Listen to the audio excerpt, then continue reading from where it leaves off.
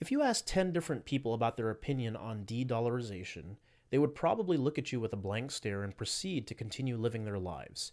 Yet, it is an important topic because there is so much economic volatility. We're living in a day and age of high inflation due to outrageous government spending and national debt, which is why it only helps you when you become more informed on the subject itself.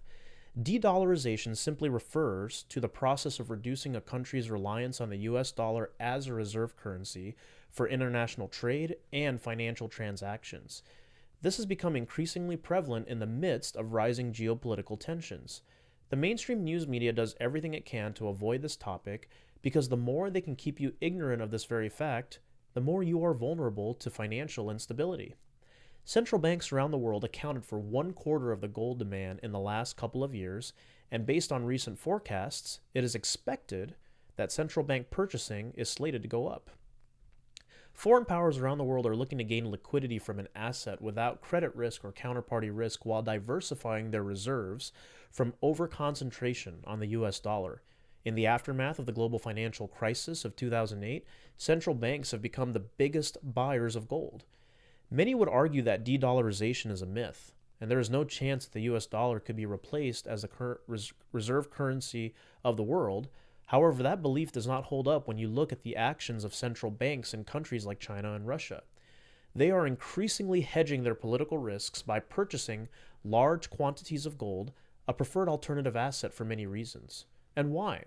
Well, nothing throughout history has been a more reliable preserver of wealth than gold.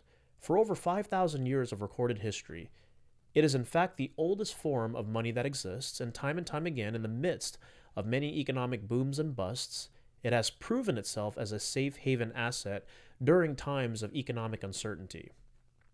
One of the biggest contributors to the high cost of living you are experiencing is coming from none other than the Federal Reserve System.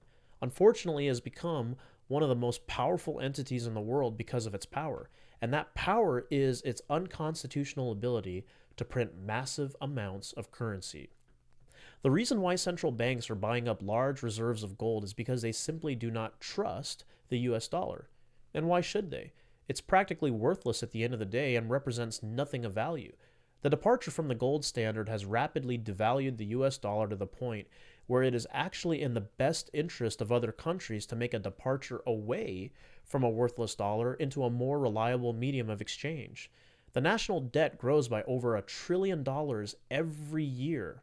In fact, I think that figure is every 90 days or so. And now it has soared to over $34 trillion with no end in sight. The death of the US dollar is imminent because the result has always been the same with every major empire or civilization throughout history. Whenever a sovereign state abandons the gold standard and starts to print large amounts of currency, the financial well-being of its people suffer and debasement occurs. It's only a matter of time before the United States collapses financially the same way ancient Rome, imperialist China, and Weimar Germany did when real money was abandoned for fiat currency. And if you get nothing out of this, just understand one thing, that the money that you hold in your hand is not real. The way you know this to be true is because of how much of it is being printed without accountability. This creates nothing but debt, and debt must be repaid somehow. It's just a matter of time. Fiat currency is nothing but fake money. If the biggest financial institutions around the world are abandoning fake money for something real, then maybe it's time for you to do the same. In recent months, we have seen the price of gold climb well over $2,300 an ounce, and this is no accident. As inflation continues to erode the purchasing power of your dollar, the demand for a store of value like gold is only going to continue to rise. But it is up to you to act wisely. You don't have to be subject to consequences of financial ruin brought on by the mismanagement of your government when it comes down to its own finances.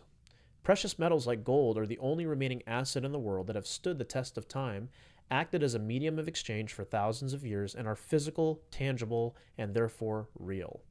It's only going to continue to go up. The price of gold will soar as national debt continues to accumulate and inflation remains at an all-time high. Basic supply and demand forces apply. The more scarce a valuable commodity like gold is, the more the demand and therefore the higher the price it can fetch. 80% of the world's gold supply has already been mined, and remaining gold reserves may be completely exhausted by 2024. If I were you, I wouldn't be stockpiling dollars. I'd be saving gold and silver. And if you can't afford gold, buy some silver. Don't leave your financial well being in the future up to chance or worse, the government. We have seen how they mismanage money, and it is a ticking time bomb on the brink of detonation. I wouldn't want to have my dollars tied up in anything else when the collapse takes place. The goal at the moment with the BRICS nations, Brazil, Russia, India, China, and South Africa, is complete global de-dollarization. A united movement away from the US dollar will pose a greater threat to Western dominance than any petty war in Russia or Ukraine ever will. So invest in assets that are not tied to fake money like your US dollar. Remove all counterparty risk from your financial future, or, at the very least, diversify your holdings with precious metals like gold and silver.